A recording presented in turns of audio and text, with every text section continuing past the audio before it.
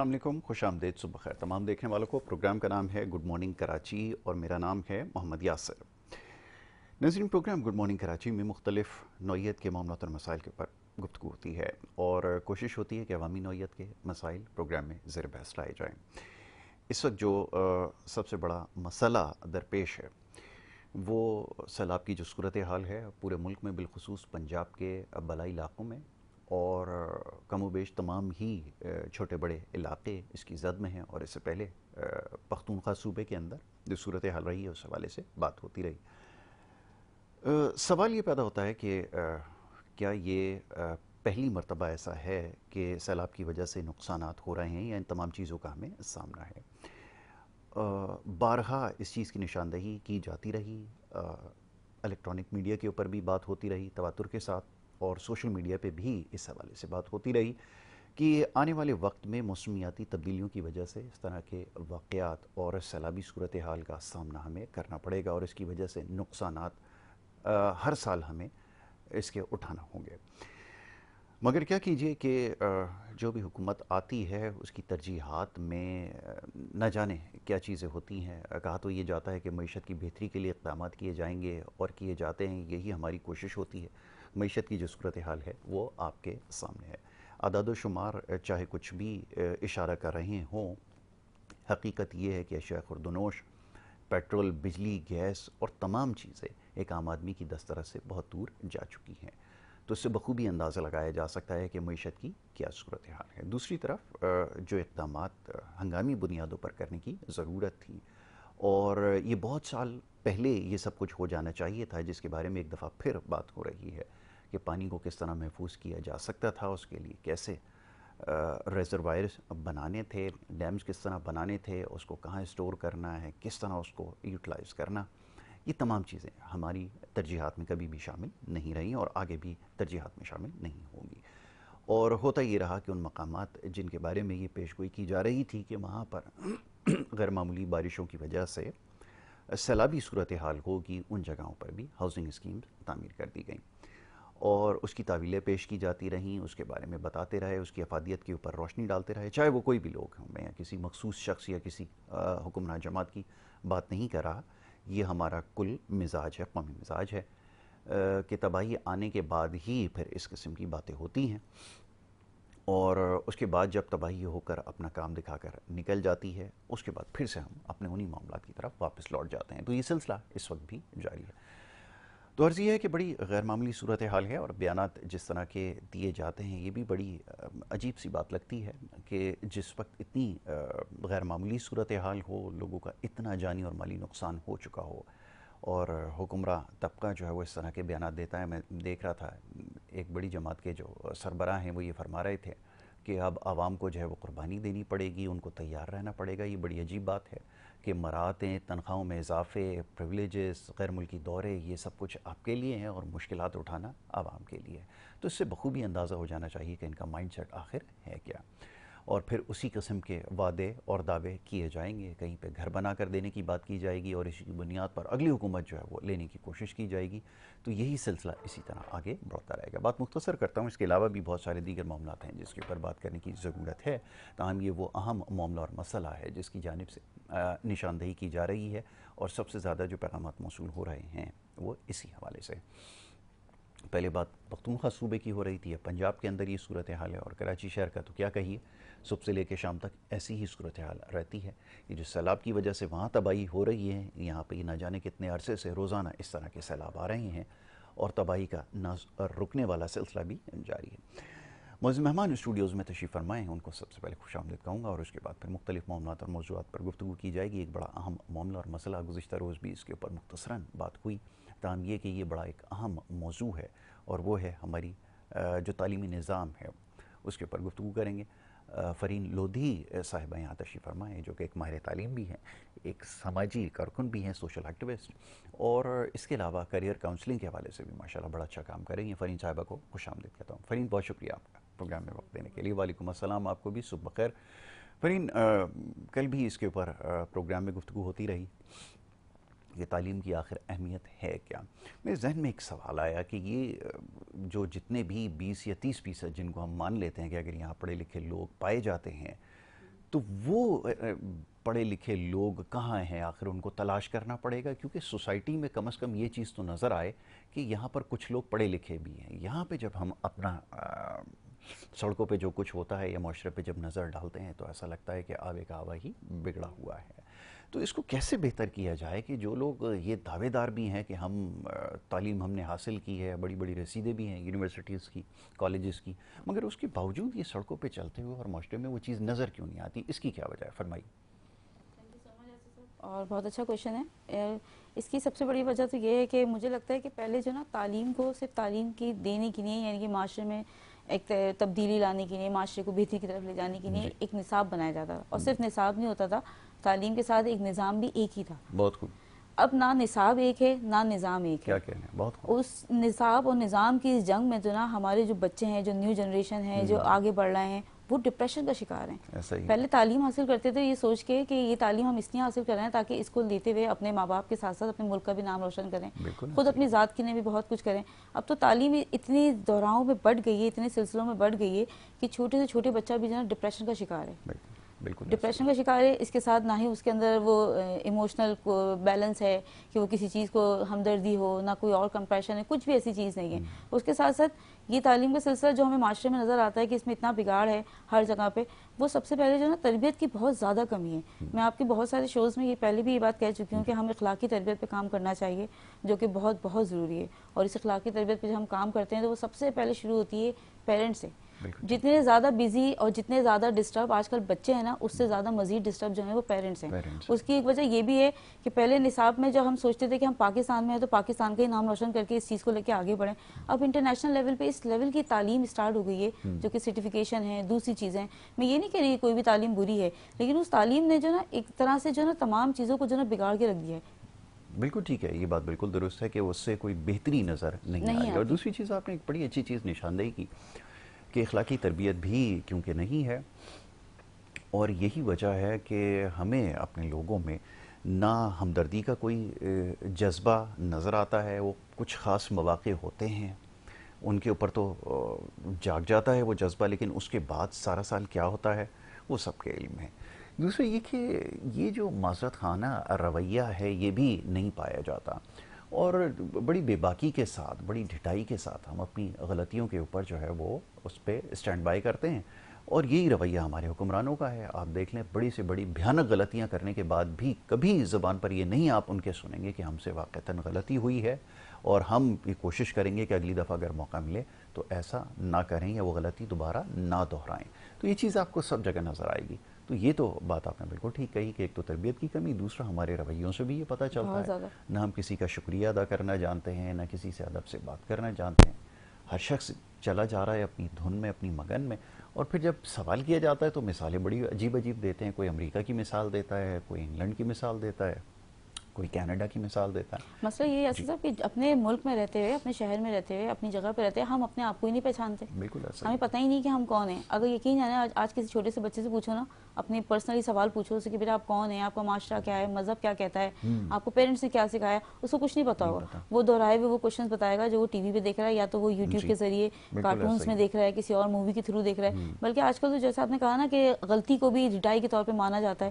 تو کچھ معاشرے کا رجحان اس طرح بگڑ گیا ہے، جتنا سوشل میڈیا ہیلپ فل ہے اتنا سوشل میڈیا برا بھی ہو رہا ہے. مطلب بہت سارے طریقوں میں نا لوگ اس کو غلط استعمال بھی کر رہے ہیں. جبکہ ایسا نہیں کہ صرف سوشل میڈیا یا یہ ساری چیزیں بری ہیں. جہاں غلطی کی جاتی ہے لوگ سوچتے ہیں کہ نہیں کوئی بات نہیں، 4 لوگ دیکھیں گے، 5 لوگ دیکھیں گے، اس کو فیم مل جائے گا، آگے بڑھ جائے گی. لیکن وہ یہ نہیں سوچتے کہ ہماری جو بات، جس طرح سے ہم ایک میسج کنوے کر سکتے ہیں، کسی کے دماغ میں آ سکتی ہے وہ بات، اور اس چیز کو لے کے بچہ آگے بڑھ سکتا ہے. 1 سے 2، 2 سے 4 لوگ سدھر سکتے ہیں. بلکہ وہ سوچتے ہیں کہ اس غلطی کو لے کے جب 4 لوگ سنیں گے تو آپ سوچیں کہ وہ جو چھوٹے بچے ہیں، جو ابھی معصوم ذہن ہیں، جن کو ہمیں تراشنا ہے، جن کو سنوارنا ہے، ان ذہنوں پہ وہ اثرات جو ہے نا منفی طور پہ جو ہے نا وہ سمجھتے ہیں پازیٹیو ہے، اور وہ اسی پازیٹیوٹی کو لے کے جو ہے نا معاشرے میں آگے بڑھتے ہیں. اور ان کے ساتھ جڑے ہوئے جتنے لوگ ہیں وہ اسی اثر میں رہتے ہوئے معاشرے میں تبدیلی کا نظر ہی نہیں آتا ہمیں رجحان. بالکل ایسا ہی ہے. اور یہ جیسے آپ نے کہا کہ بچوں کے اوپر خاص طور پر زیادہ اس کی ضرورت ہے کام کرنے کی. وہ آگے چل کے معاملات پھر انہوں نے ہی دیکھنے ہیں، اور اگر بنیادی تعلیم میں یہ چیز مسنگ ہوگی جو کہ ہے تو پھر نتیجہ یہی نکلے گا کہ معاشرہ پھر آپ کو ایسا بے ترتیب اور بے ہنگم سا نظر آئے گا. اب کیا کیا جائے؟ سوال یہ پیدا ہوتا ہے کہ معاشی چیلنجز اتنے سارے ہیں، اور پھر جب آپ دیکھیں اپنے ارد گرد نظر ڈالیں، اب شہر کراچی کی مثال لیجئے جی، یہاں پر رہنے والے ذہنی طور پر کیسے اسٹیبل ہو سکتے ہیں، فزیکلی کیسے اسٹیبل ہو سکتے ہیں؟ یہ بہت عام سوال ہے، اس پہ بڑی تحقیق آج کل کر رہا ہوں کہ یہ ممکن کیسے ہے کہ نہ فزیکلی انسان فٹ ہو، نہ مینٹلی فٹ ہو، اور اتنی پریشانیاں ہو. اور کراچی میں تو خیر بہت زیادہ ہیں، جیسے خود آپ کراچی میں رہتی ہیں، آپ کو علم ہے صبح سے لے کے شام تک کیا ہوتا ہے، اسٹریس کتنا زیادہ ہے. اس میں عادت اور رجحان جو ہے ٹریفک کا ہی ہے، جس لیول کا ٹریفک ہے، جس طرح کی میں تو کہوں گی کہ جس طرح کی سڑکیں بنائی جا رہی ہیں، جس طرح کی روڈ میں سارے تیار کیے جا رہے ہیں، ان کو کچھ اس طرح سوچا ہی نہیں جا رہا کہ ہر انسان کے پاس اتنی بڑی بڑی گاڑیاں ہیں. مطلب ٹھیک ہے ہمارا معاشرہ ایک طرح سے اگر اس لیول پہ دیکھیں تو صحیح ترقی کی طرف بھی جا رہا ہے، جہاں کبھی نہیں ہوتی تو لوگوں کے پاس یہ ساری چیزیں، اب ہر گھر میں جو ہے 4 گاڑیاں 3 گاڑیاں بنی، لیکن اس کے اکارڈنگ سڑکیں بھی تو بنائی جائیں. آج صبح سے شام تک جب ہم صبح نکلتے ہیں تو بہت ساری ایک پازیٹیو تھاٹ لے کے گھر سے نکلتے ہیں کہ یار یہ کریں گے، ہو سکتا ہے اسی کے تھرو بہت کچھ اچھا کم ہو جائے، لیکن کیا رستے میں بہت ساری اتنی چیزیں آئی تھیں کہ بندہ خود ہی ڈپریشن کا شکار ہو جاتا ہے. اور وہ ڈپریشن دیکھتے ہوئے ہر بندہ بے حس ہو گیا ہے، کیونکہ اس جنگ میں، اس بھاگا بھاگی کے دور میں اس کو لگتا ہے کہ یار یہ ہو رہا ہے، کوئی بات نہیں، میرا ٹائم نہ نکل جائے، مجھے وہاں جلدی پہنچنا ہے. مطلب نہ اس میں میرے پاس ہمدردی ہے، نہ اس میں میرے پاس اخلاق ہے، نہ میں یہ سوچ رہی ہوں کہ مجھے میرے بڑوں نے کیا سکھایا ہے یا میرے مذہب مجھے کیا سکھاتا ہے. میرے پاس ایسی کوئی چیز نہیں ہے. بالکل ٹھیک ہے، آپ نے بالکل صحیح کہا کہ یہی کچھ ہو رہا ہے کہ جو دوڑ لگی ہوئی ہے، ایک دوسرے کے اوپر چڑھ دوڑے ہیں، بس آگے کسی طرح نکل جائے، اور نتیجہ آپ کے سامنے کہ جتنی بھی کوشش کر لی جائے بے سود ہی ثابت ہو رہی ہیں. میں ابھی بڑی انٹرسٹنگ بات ایک دیکھ رہا تھا، خیر ہمارے یہاں تو لاگو نہیں ہو سکتی ہے، کہ امریکہ کے اندر کسی ریاست کا دکھا رہے تھے، وہ صبح کے وقت صحیح طرح سے نہیں سن پایا، مجھے معاف کیجیے، جا کر آپ خود اس کے بارے میں تحقیق کر لیجئے گا کہ وہاں پر اس خطے کے اندر، اس قصبے کے اندر گاڑیاں جو ہیں لوگوں نے، حکومت کی طرف سے کوئی پابندی نہیں لگائی گئی، والنٹیئرلی ان کو وڈرا کر دیا، یعنی کہ انہوں نے ان کو بیچ دیا یا خریدنے سے انکار کر دیا. اس کی وجہ کیا ہے؟ اس کی وجہ یہ بتائی گئی کہ اس پورے ایریا کو، اس قصبے کو جو ہے وہ گاڑیوں سے بچانا ہے، اور لوگ سائیکلوں کا استعمال کر رہے ہیں. اگر ان کو کہیں بھی جانا ہے، مثال کے طور پہ گروسری سٹور جانا ہے، جم جانا ہے، آفیسز جانا ہے، تو وہ سب سائیکل کے اوپر جا رہے ہیں، جو کہ ورزش میں بھی آتی ہے. ایگزیکٹلی. تو پوری سوسائٹی نے مل کر جب یہ فیصلہ کیا تو وہ چیز امپلیمنٹ ہو گئی، اس کے لیے کسی حکومت کے فیصلے کا انتظار نہیں کرنا پڑا. اور وہ یہ بتا رہے تھے ساتھ ساتھ کہ اتنا اچھا چینج سوسائٹی کے اندر آیا ہے، لیکن یہ ممکن کیسے ہو؟ ہمارے ہاں تو یہ بالکل بھی اپلیکیبل نہیں ہے. اگر حکومت بائی فورس بھی یہ اگر چیز کو امپلیمنٹ کروانا چاہے تو تب بھی ممکن نہیں ہے، کیونکہ لوگوں کے تیار ہی نہیں ہے کسی چیز کو. جب سگنل کے اوپر کھڑے ہونے کے لیے تیار نہ ہو لوگ، تو اب کیسے ممکن ہے اس طرح کے فیصلے کیے جائیں؟ اور ہمارے لوگ کب کریں گے؟ ہمارے لوگ تو اس سے میرے خیال میں 1000 سال پیچھے ہیں اگر اس سے دیکھا جائے. جی فرین، بالکل صحیح کہہ رہے ہیں. دیکھیں جس طرح بچہ ایک بگڑ جاتا ہے نا، اس بچے کو سدھارنے کے لیے پیرنٹس کو بہت بڑا کردار ادا کرنا پڑتا ہے. وہ رول ماڈل بننا پڑتا ہے جس کو دیکھتے ہوئے نا بچہ اگر سوچ رہا ہے کہ نہیں ضدی ہو گیا ہے، وہ سوچتا ہے کہ نہیں یار جو پیرنٹس کہہ رہے ہیں وہ صحیح کہہ رہے ہیں. بالکل اسی طرح جو ہمارے ساتھ ہمارے معاشرے میں حکمران ہیں، ان کو تھوڑا بہت اپنے آپ کو چینج کرنا پڑے گا. میں کہتی ہوں اپنی ذات کے لیے چینج نہ کریں. اگر اسی طرح ڈراماٹک ایک پالیٹک یا ایک ڈراماٹک ایک سچویشن چل رہی ہے کہ آپ نے جو اسکرپٹ کے طور پہ ایک طرح سے وہ اسکرپٹ ہی ہے نا کہ آپ نے وہ اسکرپٹ اچھا لکھ رہے ہیں، کم از کم آپ گھر میں جیسے ہیں اپنی ذات میں جیسے ہیں چلیں ویسے ہی رہیں. لیکن ایٹ لیسٹ جب تک آپ یہاں پر ہیں، جب تک معاشرے میں آپ کے پاس بہت سارے لوگوں کی ذمہ داریاں ہیں، تو آپ اس کو امپلیمنٹ کرنے کی کوشش کریں. کچھ تو ایسے انسانی اصول بنائیں جو کہ ہمارے دین سے بھی ہمیں قریب کر دیں. کہیں نہ کہیں تو ایسی چیز ہو، بات ہی ایسی کہہ دیں جیسے ابھی میں بتا رہا تھا. وہ صاف فرما رہے ہیں کہ لوگ تیار ہو جائیں، جی تباہی کے لیے تیار ہو جائیں، مشکل وقت کے لیے تیار ہو جائیں. یہ بڑی عجیب بات ہے. جو اچھا خاصا انسان جو پازیٹیو تھاٹ کے ساتھ بھی نکل رہا ہے نا، یا گھر میں سکون سے بیٹھا ہوا ہے کہ چلو اللہ پاک آپ نے مجھے سکون دیا ہے، وہاں سیلاب آیا، اب ان کی مدد کریں، ان کی رہنمائی کریں. یہ اللہ پاک تو سب کے ہیں نا. لیکن جب وہ یہ چیز وہاں دیکھتے ہوئے سوچ رہا ہے نا کہ چلو اللہ پاک نے مجھے، تو اتنی زیادہ وہ ہائی لائٹ ہو جاتی ہیں چیزیں کہ یہ ہو جائے. جیسے ابھی آپ بتا رہے ہیں کہ دوسرے بندہ بھی جو ہے نا اسی چیز کا کہ آپ اس کا انتظار کریں، آگے یہ ہونے والا ہے. مطلب اتنی پروڈکشن ہے، غلط رانگ وے میں اتنی پروڈکشن ہے جو کہ ہماری پازیٹیو مائنڈ کو نا کبھی بھی صحیح نہیں کر سکتی. فرین، کیا جانا چاہیے؟ یہ فرمائیے کہ اب جیسے ایجوکیشن کی آپ نے نشاندہی کی، اس کے اوپر اس لیے زیادہ زور دیا جاتا ہے کہ لامحالہ جو مہذب معاشرے ہیں، کہ ہم بھی جب کسی زمانے میں کبھی رہے ہوں گے مہذب، تو اس وقت بھی جو پیچھے جو سب سے امپورٹنٹ چیز تھی، جو کار فرما تھی، وہ تعلیم ہی تھی. اور تعلیم کے ساتھ بہترین تربیت تھی. اب تو جو تعلیم کا معیار ہے وہ بھی آپ کے سامنے ہے، اور تربیت تو ناپید ہو چکی ہے. تو پھر معاملہ حل کیسے ہوگا یہ بتائیے. اور پھر کیا آپ سمجھتی ہیں، میں ہمیشہ یہ سوال کرتا ہوں کہ وہ کون سی ایسی چیز ہے جس کو آپ سمجھتی ہیں کہ سب سے پہلے چینج ہونے کی ضرورت ہے؟ سب سے پہلے اخلاقی معاشرہ بننا چاہیے. یعنی کہ تعلیم کو پہلے ایک طرف رکھے, پہلے اخلاقیات کے اوپر کام کریں, پہلے تربیت پہ کام کرنا ہے. تھوڑا سا جب بھی بچوں کو دیکھیں, کوئی بھی میں ٹیچرز کے حوالے سے بات کروں گی. اگر میں خود بھی ٹیچر تھی, میں بھی اسی فیلڈ سے نکلی ہوں, آگے بڑھی ہوں, لیکن جب ہم ٹیچر ہوتے ہیں نا تو ہم بطور اسٹوڈنٹ جب ہمارے سامنے ہوتے ہیں تو ہم ان کے ماں باپ کی رہنمائی درجے پہ ہوتے ہیں, یعنی کہ روحانی ماں باپ ہوتے ہیں. تو سب سے پہلے جو ہے نا تربیت کا عنصر اسٹارٹ کیا جائے, بچوں کو بتایا جائے کہ کیا صحیح ہے کیا غلط ہے, کس طرح ہمیں دوسروں سے بات کرنی چاہیے. اگر معاشرے میں ہم کوئی بگاڑ دیکھ رہے ہیں, کوئی برائی دیکھ رہے ہیں, تو اس میں ہمارا کیا کردار ہے, ہمیں کس طرح فوراً سے آگے بڑھنا چاہیے, لوگوں کی ہیلپ کرنا چاہیے. اللہ تعالیٰ نے انسان کو جو ہے اسی نے پیدا کیا ہے تاکہ وہ حقوق العباد ادا کریں, ایک دوسرے کے ساتھ بات کریں, ایک دوسرے کو سپورٹ کریں. یہ ساری چیزیں کرنی چاہیے. جب تربیت شروع ہوگی تب جا کے تعلیم بھی جو ہے خود بخود سمجھ میں آنا شروع ہو جائے گی, کام دکھائے گی کہ تعلیم ہمیں کیا کیا رہی ہے. لیکن ہم اپنے نصاب میں بھی نا یاسر صاحب ایسی بہت ساری چیزوں کو امپلیمنٹ کرنے کی بہت زیادہ ضرورت ہے, جو صرف ہم زبانی طور پہ باتیں ہی نہ کریں, ہم اپنے بچوں کو وہ امپلیمنٹ بھی کریں, وہ چیزیں بتائیں بھی. کچھ ایسے پروگرامز, کچھ ایسی چیزیں ہونی چاہیے جہاں پر جو ہے نا بچوں کو لائیولی, اگر میں کہتی ہوں ایک پہلے کا دور تھا کہ جب ہم صرف اور صرف پڑھتے تھے, بچے یاد کرتے تھے اور تھیوری بیس پہ جو ہے نا پیپر دے دیتے تھے, تو وہ اس وقت کا دور تھا, اس وقت کا مائنڈ سیٹ تھا. اب جو ہے ہر چیز جو ہے وہ پریکٹیکل ہے. جو ایک چیز ہمیں بک سے یاد نہیں ہوگی نا 4 لائنز, اگر وہ 4 لائنز ہم دیکھ لیں گے ٹی وی پہ تو ہمیں وہ فوراً سے یاد ہو جائے گی, فوراً سے یاد کر لیں گے, وہ میرے خیال میں ہم کبھی بھولیں گے بھی نہیں. تو اسی طرح ورک شاپ کے طور پہ, دوسرے طور پہ ہمیں اخلاقی تربیت کی کچھ ایسے حکومتی سطح پہ اسٹارٹ کرنے چاہیے جہاں کہ ہمیں نظر آئے کہ یار یہ رول ماڈل ہیں. آگے صرف نہیں ہم ہی نہیں, ہمارے ساتھ دیکھنے والے, کیونکہ ظاہر سی بات ہے اگر ہم دوسرے لوگوں کو انٹرنیشنل لیول پہ ان کے چینلز دیکھ رہے ہوتے ہیں, وہاں کی چیزیں دیکھ رہے ہوتے ہیں کہ یار اس معاشرے میں یہ چیز چینج ہو گئی, لیکن ان کے اسکول میں یہ تبدیلی آ گئی, تو یہی چیزیں پہلے ہمارے سوشل میڈیا کے طور پہ ہماری حکومت اس چیز کو امپلیمنٹ کرے, دین یہ اسٹارٹ ہوتے ہوتے پھر اسکولوں میں جائے, اور پھر ہر بچے کو, ہر لوگوں کو عادت ہو جائے کہ یار یہ چیزیں جو ہے نا, وہ کہتے ہیں نا اسلام کے جیسے 5 ارکان ہیں, وہ رکن ہیں, اہم رکن ہیں. ہمارے بچوں کو یقین ہے نا, اگر میں پوچھوں نا تو میرے خیال میں سب بچوں کو نہیں معلوم ہوں گے کہ وہ 5 اسلامی اصول جو تھے وہ کیا تھے, جن کی بنیاد ہے, جن پہ اسلام کھڑا ہوا ہے, جو ساری چیزیں ہیں, جو سنت رسول ہے, آپ صلی اللہ علیہ وسلم نے کس طرح تبلیغ کری لوگوں کی, کس طرح ایک نیچے سے معاشرے کو اٹھا کے وہ آگے لے کے آئے. اس کی سب سے بڑی بات یہ تھوڑی تھی کہ وہ صرف پیسہ تھا کہ لوگوں کو معاشی طور پہ بہت اسٹیبل کر دیا جائے, بلکہ اخلاق کی تو 2 سے 3 درجے ہیں. مطلب اخلاق کی جو ہے علمی اہمیت بھی ہے, ادبی اہمیت بھی ہے, معاشرتی اہمیت بھی ہے. یہ ساری چیزیں جب ہم اپنے سلیبس میں امپلیمنٹ کریں گے تو ہمارے بچوں میں بہت ساری تبدیلیاں نظر آئیں گی. اور میں کہتی ہوں صرف بچوں میں نہیں, کیونکہ جب ماں باپ بچوں کو پڑھا رہے ہوتے ہیں نا تو وہ سمجھ لیں کہ دوبارہ سے اپنی کلاسز کو ریپیٹ کر رہے ہوتے ہیں. ہو سکتا ہے کوئی چیز ہم بھول گئے ہوں, ہمیں ری لرن کرنے کی ضرورت ہو. جب ری لرن کریں گے تو ظاہر سی بات ہے 1 سے 2 سے 4 لوگ سنیں گے, وہ چیز امپلیمنٹ ہوگی معاشرے میں. یہ بڑی اچھی بات آپ نے کہی, اور مثال بھی بڑی اچھی ہے کہ پہلے ایک فاؤنڈیشن تیار کی جاتی ہے, اور جس مثالی جو معاشرہ ہے جس کی مثالیں دی جاتی تھی اس کے اوپر ووٹ بھی لے لیے گئے ریاست مدینہ کے حوالے سے.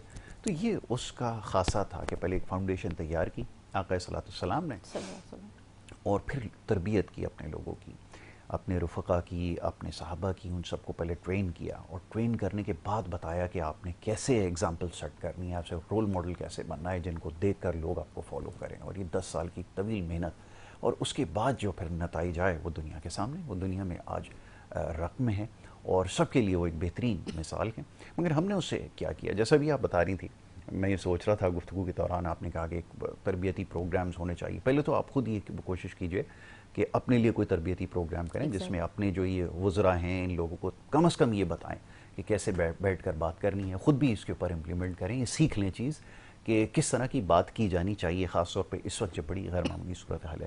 اچھا جی, گفتگو جاری رکھتے ہیں. ڈاکٹر محمد شہباز ہمارے ساتھ ٹیلی فون لائن کے ذریعے ہمیں جوائن کر رہے ہیں, ان کو بھی ہم خوش آمدید کہیں گے. ایک بہترین تجزیہ کار ہیں, معاشی تجزیہ کار ہیں, ان سے بھی ان معاملات پر گفتگو کریں گے. ڈاکٹر صاحب بہت شکریہ پروگرام میں وقت دینے کے لیے. جی یاسر بھائی بہت شکریہ آپ کا.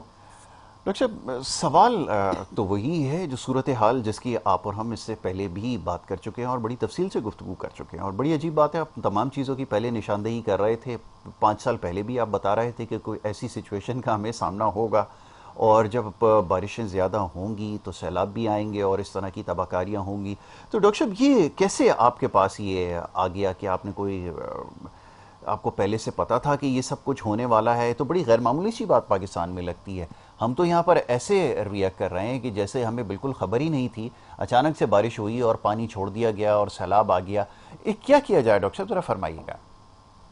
جی سب سے پہلے بات تو یہ ہے کہ آج کل اخباروں کے اندر آپ دیکھیں تو ہمیں ایک بات جو بڑی پڑھنے کو ملتی ہے کہ 38 سال بعد یہ جو سیلاب آیا ہے, اس نے آج سے 38 سال پہلے جو سیلاب آیا تھا 1992 میں, جی, اس کا بھی ریکارڈ توڑ دیا ہے. جی, اب سوال یہ پیدا ہوتا ہے کہ یہ 38 سالوں میں حکومتیں آتی رہیں جاتی رہیں، لوگ آتے رہے جاتے رہے، لوگ پرائم منسٹر بنتے رہے جاتے رہے، لوگ پریزیڈنٹ بنتے رہے جاتے رہے، وزراء بھی آتے رہے اور جاتے رہے، لیکن 38 سالوں میں ہم نے کیا سیکھا؟ ہم آج تک جو ہمارا کالا باغ ڈیم ہے اس ایشو سے باہر نہیں نکلے، اور آج بیان آ رہا ہے کہ کالا باغ ڈیم کی بڑی اہم ضرورت ہے۔ اگر ہماری سوچنے کی حصہ جو ہے اتنی سلو ہے تو مجھے یہ لگ رہا ہے کہ آنے والے 400-500 سالوں میں بھی ہمارے جو بنیادی مسائل ہیں ہم ان کا حل نہیں ڈھونڈ پائیں گے۔ پھر ہم نے کیا کیا کہ ہم نے کہا یہ 2022 میں سیلاب آیا تھا جس کے اوپر 62 بلین US ڈالر کا نقصان ہوا تھا، تو جنیوا میں جو کانفرنس ہوئی تھی اس کے اوپر جو ہمارے دوست ممالک تھے انہوں نے ہم سے وعدہ کیا تھا 11.8 بلین ڈالر ہمیں دیں گے، ابھی تک ہمیں وہ نہیں ملے۔ بالکل ٹھیک ہے۔ تو ہماری تو شروع سے جو عادت رہی ہے وہ شاید اپنے جو وسائل ہیں، جو اپنا پوٹینشیل ہے، یا جو ہماری اپنی ناقص عقل ہے اس کو استعمال نہ کرنے کی۔ تو ہم نے ایک رٹ لگائی ہوئی کہ اپنے ارد گرد دیکھیں کون سا بندہ جس کی جیب میں ڈالرز ہیں یا ہاتھ میں ڈالر لیے کھڑا ہوا ہے تو اس سے ہم بھیک مانگیں۔ تو جو ہم کہہ رہے تھے کہ ہم کشکول توڑ دیں گے، وہ دوبارہ میرے نے کشکول پکڑ لیا اور ہم بھیک مانگنا شروع کر دی ہے۔ دنیا کے اندر دیکھیں ہر ملک جو ہے جب سے پاکستان بنا ہے ہم نے تقریباً 5000 ڈیم چھوٹے بڑے بنائے ہیں، انڈیا نے 60,000 ڈیم بنائے ہیں چھوٹے بڑے۔ اور یہ بات ایگزیکٹ میں نے آج سے 4-4.5 سال پہلے آپ کے پروگرام میں کہی تھی۔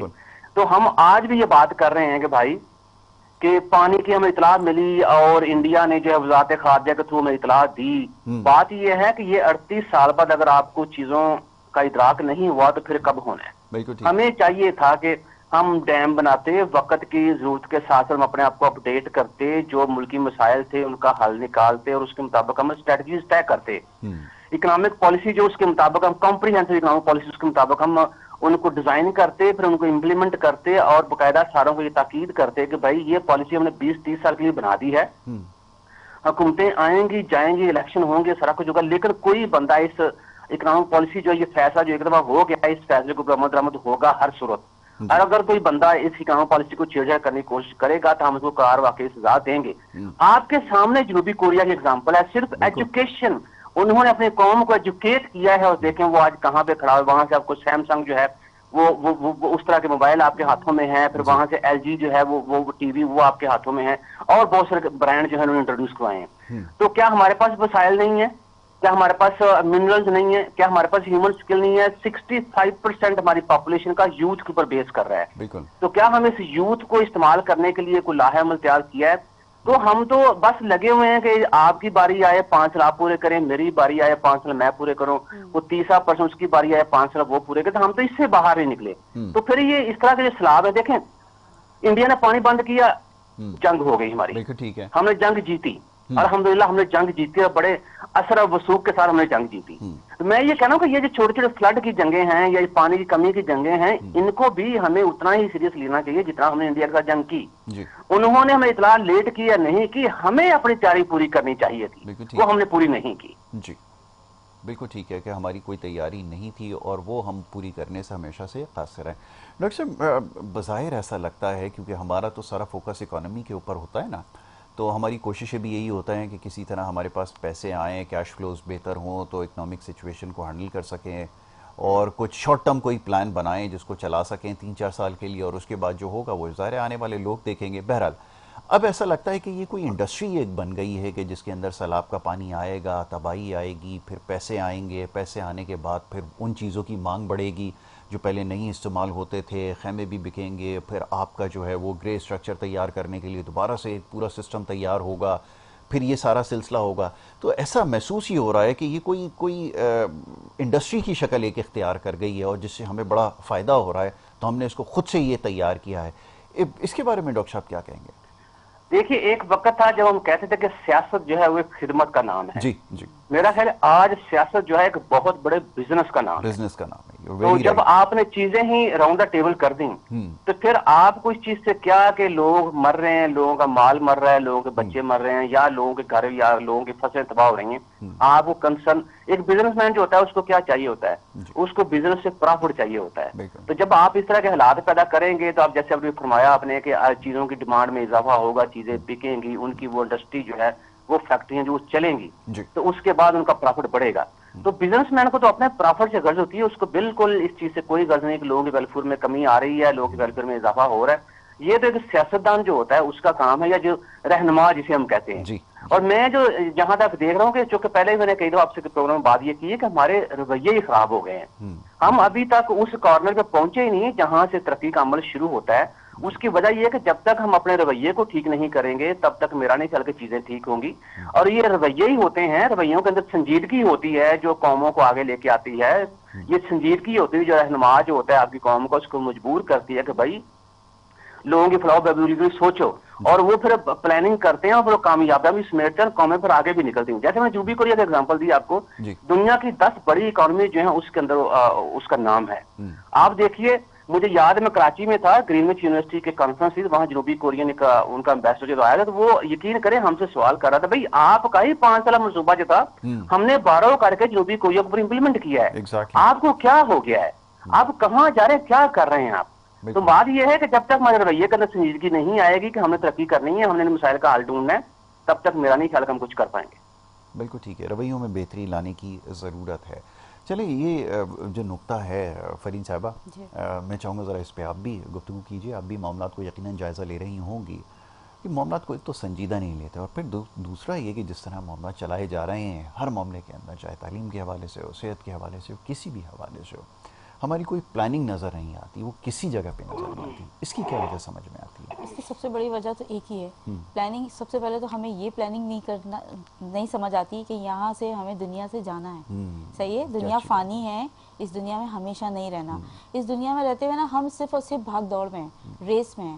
وہ بھلے تعلیم کے مقابلے میں ہو، وہ کسی کو اچھا گھر دیکھ لو، کوئی اچھا لباس دیکھ لو، اچھا مہنگے سے مہنگا موبائل. اگر میرے پاس یہ موبائل ہے، سامنے والے کا دوسرا موبائل ہے، تو یقیناً یہ پہلی انٹینشن ہوتی ہے. میں یہ نہیں سوچتی کہ شکر خدا کا میرے پاس یہ موبائل ہے، اس سے پیچھے والے لوگوں کو نہیں دیکھ رہی ہوں کہ ان کے پاس ہو سکتا ہے موبائل ہی نہ ہو، لیکن مجھے آگے دیکھنا ہے کہ مجھے پاس وہ موبائل ہے. اب اس کی دوڑ میں مجھے آگے لگنا ہے. اب اس کے بیچ میں میرے رویہ خراب ہو، مجھے لوگوں کو دل دکھانا پڑے، مجھے کتنی بھی چیزوں سے گزرنا پڑے، مجھے تو ریس میں حصہ لینا ہو، مجھے آگے بڑھنا ہے. یہ تو ایک چھوٹی سی مثال تھی، لیکن بالکل اسی طرح ہمارے معاشرے میں ہر چیز کو اگر آپ دیکھیں نا تو پلاننگ تو کی گئی ہے، لیکن ریس کی پلاننگ کی گئی ہے کہ ہمیں ریس میں آگے بڑھنا ہے. ہمیں باقی چیزیں بالکل نہیں دیکھتی ہیں. ہمیں یہ بالکل دیکھنا ہی نہیں ہے کہ ہمیں ان ساری چیزوں کا جواب جو ہے نا اللہ پاک کو بھی دینا ہے. ہمیں ایک دن اس دنیا سے چلے بھی جانا ہے، اور کب کس کی شام ہو جائے بالکل کچھ نہیں پتا. جیسے میں نے ابھی ٹریفک کا ذکر کرا، آپ سے سڑکوں کا ذکر کرا، آپ دیکھ رہے ہیں آج کل کے دور میں کس طرح حالات ہیں، کس طرح کے ایکسیڈنٹ ہوتے ہیں. یقیناً گھر سے نکلے ہیں تو ویسے تو جان برہ کے موت برہ کے آنی ہے اور جانی ہے ساری چیزیں، لیکن کیا کب کس وقت کس کو موت آ جائے کچھ نہیں پتا، کچھ پتا نہیں ہے.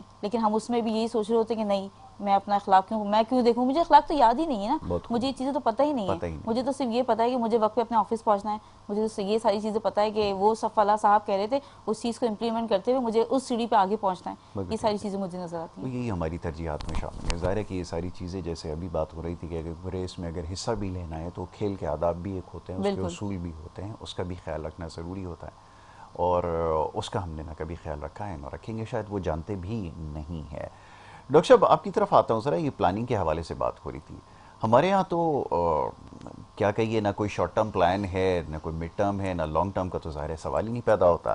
ہمارے ہاں تو ایسا لگتا ہے کہ ہر چیز روزانہ کی بنیاد پر چلائی جاتی ہے، ایڈ ہاک کے اوپر سارا سسٹم چل رہا ہے کہ آج کسی طرح یہ دن نکل جائے، کل جو ہوگا وہ دیکھا جائے گا. یہ جب ہماری اپروچ ہوگی، اچھا بڑی عجیب بات ہے کہ کتنی حکومتیں آئیں اور گئیں، ابھی تک کسی کے پاس کوئی ایسا کانکریٹ پلان نہیں ہے کہ جس سے پتہ یہ چلے کہ 2050 میں کیا صورتحال ہوگی، موسمیاتی تبدیلیوں کی وجہ سے دنیا میں کیا کچھ ہو چکا ہوگا. کیا اس کے اوپر کوئی بات اب تک ہوئی ہے، کوئی مکالمہ ہوا ہے، یا آپ کے علم میں ہو تو مجھے ضرور بتائیے اگر اس کے اوپر کوئی ڈائلاگ ہو رہا ہے یا اس کے بارے میں کوئی سوچ رہا ہے، فرمائیے گا. دیکھیے باتیں تو بہت ہوئی، پلانس بھی بہت سارے آئے، باتیں کرنے کی یا بات میٹنگز کرنے کی یا بات جلسے کرنے کی نہیں ہو رہی. بات یہ ہو رہی ہے کہ وہ جو آپ نے باتیں کی تھی، ہم نے اپنے وعدے کیے تھے، ان کو پورا کرنے کا ٹائم ہے آپ کا. اور وہ پورا تبھی ہوگا جب آپ جو پالیسیز آپ کے پاس ہیں ان کو امپلیمنٹ کریں. ہمارے ہاں جو پرابلم ہو رہا ہے وہ پالیسیز کی امپلیمنٹیشن کا ہو رہا ہے. ایسا نہیں ہے کہ ہمارے پاس پالیسیز نہیں ہے، ایسا نہیں کہ ہم پلانز نہیں بنا سکتے، ایسا نہیں ہے کہ ہم سوچ نہیں سکتے، سارا کچھ ہم کر سکتے ہیں. لیکن مسئلہ یہ ہے کہ جب یہ لوگ ترقی کر جائیں گے، جب یہ لوگ جو ہیں ان کی پر کیپٹا انکم میں اضافہ ہوگا، جب ان کی معاشی صورت پہلے سے بہتر ہوگی، تو پھر یہ کویسچنز بھی کریں گے، پھر یہ پوچھیں گے آپ سے. کیونکہ مسئلے کا جب تک کوئی مسئلہ ہے اس کا سلوشن آپ اس کو پلاننگ کی فارم میں امپلیمنٹ نہیں کرتے، پلان کی فارم میں، تو اس سے پھر نئے پرابلم جو ہیں وہ جنم کیسے لیں گے؟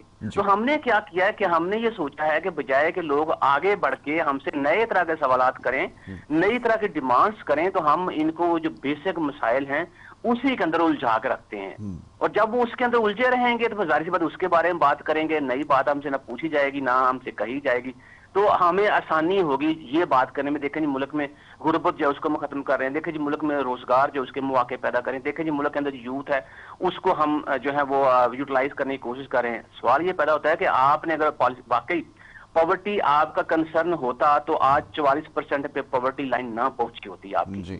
آپ کو واقعی کنسرن ہوتا کہ ہم نے روزگار کے مواقع پیدا کرنے ہیں تو ملک میں آج 24% پہ ان امپلائمنٹ نہ پہنچا ہوتا۔ آپ کو واقعی کنسرن ہوتا کہ ہم نے ملک میں افراط زر ختم کرنا ہے تو آج بھی آپ کو جھوٹ نہ بولنے پڑتے۔ آپ نے ان ساری چیزوں کے بارے میں ظاہر بات پریڈکشنز ہوتی ہیں، فارکاسٹنگ ہوتی ہیں، پروجیکشنز ہوتی ہیں، ان پروڈکشن کو مد نظر رکھتے ہوئے آج جو سیلاب کی صورتحال جس کی وجہ سے اب پتہ نہیں یہ کتنے بلین ڈالر کا نقصان ہوگا، اس نقصان سے ہم بچ سکتے تھے۔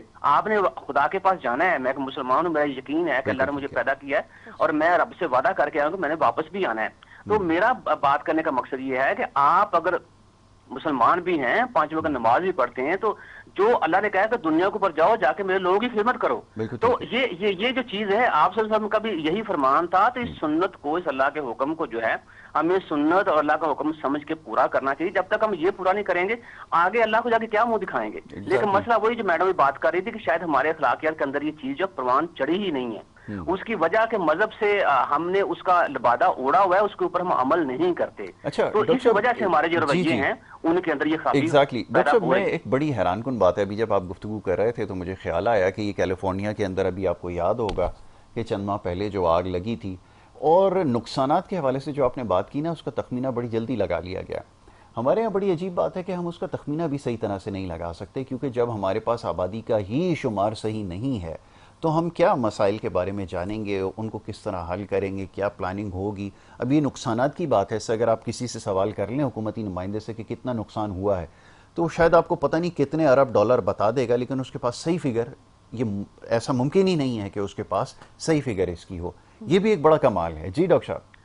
اس کی وجہ یہ ہے کہ دیکھیں میں نے پہلے آپ سے بات کی نا کہ ہم تو چیزوں کے بارے میں وہ سیریس نہ ہونے کی وجہ سے ہم نے کیا کیا ہے کہ اب سیریس ہوں گے تو مردم شماری بھی ٹھیک ہوگی، اب سیریس ہوں گے تو آپ کے ایسٹیمیٹس بھی ٹھیک ہو جائیں گے، اب سیریس ہوں گے تو پروڈکشن جو اس کو پروموٹ کرنا بھی شروع کر دیں، پروجیکشن کو پروموٹ بھی کرنا شروع کر دیں گے۔ ابھی جیسے میں بات ہم پچھلا جو فلڈ 2022 کا، اس میں کچھ لوگوں نے 55 ارب ڈالر کہا، کچھ لوگوں نے 56 ارب ڈالر کہا، کچھ لوگوں نے 58 ارب ڈالر کہا، کچھ لوگوں نے 60 اور 62 ارب ڈالر بھی کہا۔ میرا سوال یہ ہے کہ وہ اس فلڈ کی جو آپ کا جانی نقصان ہو گیا اس کا کوئی ایسٹیمیٹ لگایا آپ نے؟ پھر اس فلڈ کی وجہ سے لوگ جو لوگوں کی سائیکی متاثر ہوئی یا مینٹل طور پہ لوگ ڈسٹرب ہوئے، اس کا آپ ایسٹیمیٹ کر پائے؟ میں یقین ہے پرسوں گجرات میں تھا، میں پانی دیکھ کے نا تو محلہ میں بڑی سیف جگہ پہ کھڑا ہوا ہوں، ٹھیک ہے، تو میرے اوسان جو خطا ہوئے کہ یار مطلب کہ یہ تباہی کب ہم اس کو ریکور کریں گے، کب ہم ان چیزوں سے باہر نکلیں، کب ہم آگے آ کے ملک کے بارے میں سوچیں گے، لوگوں کے بارے میں سوچیں گے۔ تو میں تقریباً کو 1.5-2 گھنٹے جو میں اس دن تک پریشان رہا۔ اب مجھے بتائیں کہ وہ لوگ جو سڑک اوپر اپنا گھر بار چھوڑ کے جہاں انہوں نے 30-32 سال گزارے ہیں، اپنے ڈور ڈنگر جو سڑکوں اوپر لے کے آپ کو سیف پلیس کی تلاش میں جا رہے ہیں، وہ لوگ جن کو آپ کشتیوں کے ذریعے وہ پولیس کے نوجوانوں کو سلام، وہ رینجر کے نوجوانوں کو سلام، آرمی کے نوجوانوں کو سلام، کہ جو ان حالات میں عام آدمی کو بچانے کی کوشش کریں۔ کسی سیاستدان کو آپ نے ابھی تک دیکھا سوائے احسن اقبال صاحب کے، کوئی سیاستدان کی کشتی کے اوپر آپ نے دیکھا کہ کوئی دوسری کشتی کو کھینچ رہا ہو؟ میں نے کسی کو نہیں دیکھا کوئی بھی۔ تو ہمیں یہ جو آپ کہہ رہے ہیں نا کہ جو وزراء ہیں ان کو ہمیں ٹریننگ دینی چاہیے کہ بیٹھ کے بات کیسے کرنی ہے، وزراء کو ہمیں یہ بھی ٹریننگ دینی چاہیے کہ اس طرح کے جب واقعات ہوتے ہیں تو اس میں آگے بڑھ کے ہمیں لوگوں کا ہاتھ کیسے پکڑنا چاہیے۔ بالکل صحیح، بالکل صحیح، یہ بھی ہماری تربیت کے اندر شامل ہونا چاہیے۔ ظاہر ہے یہ تو بڑی بنیادی سی چیز ہے، اگر کم از کم بیانات دینا ہی جو ان کا صبح سے لے کے شام تک کام ہے، جس کے لیے ہم اتنی بھری اس کی قیمت چکا رہے ہیں پاکستان کی عوام، اگر وہی صحیح دے دیں تو یہ بھی بہت ہے۔ مگر یہ تو بڑی آگے کی بات ہے ڈاکٹر صاحب، جس کی آپ نے نشاندہی کی ہے کہ آگے بڑھ کے لوگوں کی مدد کرے۔ ہاں فوٹو سیشن ضرور ہو رہے ہیں، سوشل میڈیا کے لیے بڑے اچھے اچھے فوٹوگرافرز کو ہائر کیا ہوا ہے، بڑے طریقے کے ساتھ جو ہے فوٹیج بنا کر جو ہے وہ چلا بھی رہے ہیں اور خبریں بھی چل رہی ہیں۔ تو یہ سلسلہ تو ہمیشہ سے چلتا آیا ہے، کوئی نئی بات نہیں ہے، تو یہ جاری ہے۔ یس مس فرین، اب بتائیے، مجھے یاد آیا کہ سارے عرصے میں جو یہاں پر صورتحال رہی، جتنے بھی جو اسکول جیسے یا چلیں اس کو اسکول ہی کہہ لیا جائے سرکاری تھے، وہاں پہ لوگوں کو بسا دیا گیا، اور ظاہر ہے آپ کو پتہ ہے کہ جان چھڑائی جاتی ہے، بڑی تلخ بات ہے، مگر حقیقت تو یہی ہے کہ جان چھڑائی جاتی ہے کہ کسی طرح ان کو یہاں فٹ کرو اور بات کی بعد میں دیکھی جائے گی. تو وہ اسکول بھی اس سے چلے گا. اب جہاں پہلے ہی اسکولوں کی اتنی کمی ہے، جیسا بھی ڈاکٹر صاحب اعداد و شمار بتا رہے تھے، ہمیں یہ بتایا جاتا ہے کہ 50% آبادی جو ہے وہ پڑھی لکھی ہے، جبکہ حقیقت اس سے آپ کو پتہ ہے کہ بالکل 100% اس سے بالکل برعکس ہے. تو صورتحال آپ کے سامنے. اب جب یہ نقصانات ہوں گے، پہلے ہی اسکولوں کی کمی، آگے پھر اس کمی کو کیسے پورا کیا جائے گا، یہ ہر سال سوال ہوگا اب تو، کیونکہ یہ سلسلہ جاری رہے گا. فرمائیے. میں سمجھتی ہوں اسکولوں کی کمی گورنمنٹ لیول پہ ہے. یہ جو گورنمنٹ نے اسکول ختم کر دیں، اس طرح بتانا ہے کہ دوسرے لوگوں کو بسا دے گئے، تو اسی لیول کے جو نا ہر طرح کے ہر کیٹیگری کا جو ہے نا آپ کو پرائیویٹ اسکول نظر آ جائے گا، وہ ہر لیول کا ہے. لیکن اس میں پھر وہی بات ہے یاسر صاحب، نہ ہی نصاب ایک ہے نہ نظام ایک ہے. ہر بندہ اپنے لیول کا اپنے طریقے سے نصاب چلا رہا ہے اور اپنے مرضی کا نظام چلا رہا ہے. اس میں ہمیں کچھ نہیں پتا کہ ہم سب وہ کہتے ہیں نا، جیسے ایک نغمہ تھا جو میں نے سب سے پہلے اپنی لائف میں پڑھا تھا، یہ نیشنل سانگ، کہ ہم زندہ قوم ہیں، ہم پائندہ قوم ہیں، یا اس پرچم کے سائے تلے ہم ایک ہیں.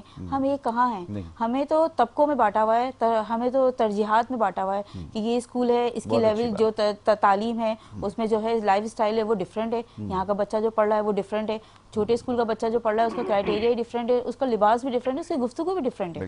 یہ ساری چیزیں جب تک یہ چیزیں ایک نہیں ہوں گی، ان کو ہم کمپائل کر کے ایک پیج پہ نہیں لے کے آئیں گے. وہی بات ہے جیسے آپ نے کہا، ہم فاؤنڈیشن نہیں تیار کریں گے تو جب تک تو ہمارے معاشرے میں کوئی تبدیلی آ ہی نہیں سکتی، بالکل نہیں آ سکتی. میں سمجھتی ہوں جتنے بھی چھوٹے سرکار نارمل پرائیویٹ اسکول ہیں نا، جن میں آپ دیکھ رہے ہیں کہ کوئی بھی چیز ایسی نہیں ہے وہ صرف فیسوں کے نام پہ ایک بزنس کر رہے ہیں. اسکول نہیں ہے وہ بزنس کا ایک طریقہ ہے. ان سب اسکولوں کو جو ہے نا آڈٹ کرنا چاہیے، جو غیر ضروری اسکول ہیں جو ہمارے معاشرے میں ہیں. آپ یقین جانے میں آپ کو ایک مثال شیئر کروں، ایک میرے گھر کے بالکل سامنے ایک اپارٹمنٹ میں ایک اسکول تھا.